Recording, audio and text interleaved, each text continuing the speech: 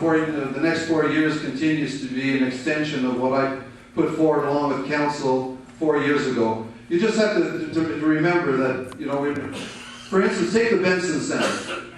The opening of the Benson Center will now cause us, of course, to decommission, to close the other two aging facilities, being the Steinville and Water Street and the Bob Turner and 4th Street. Those are going to be huge projects to do over the next 4 years.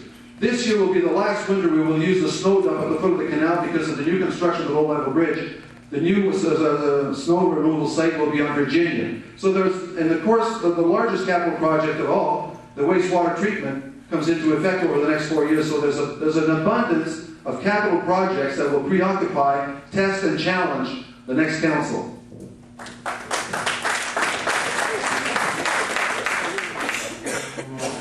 There was a virtual collapse in the economy, not just here in Cornwall, not in Ontario, not in Canada. It was a worldwide collapse in the economy. The government's pumped millions and billions of dollars into infrastructure. None of us, not one of us here, can take credit for bringing any of that money here. That money was coming here because of a collapse in the economic system worldwide.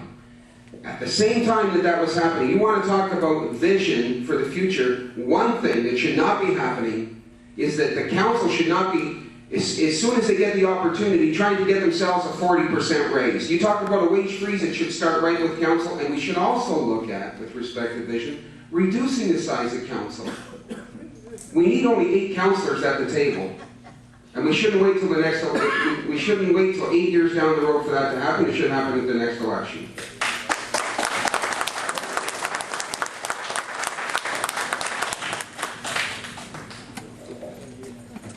Well, the next 4 years vision, we should be looking at the homeless. They need a home. They shouldn't be on the street. And they need help.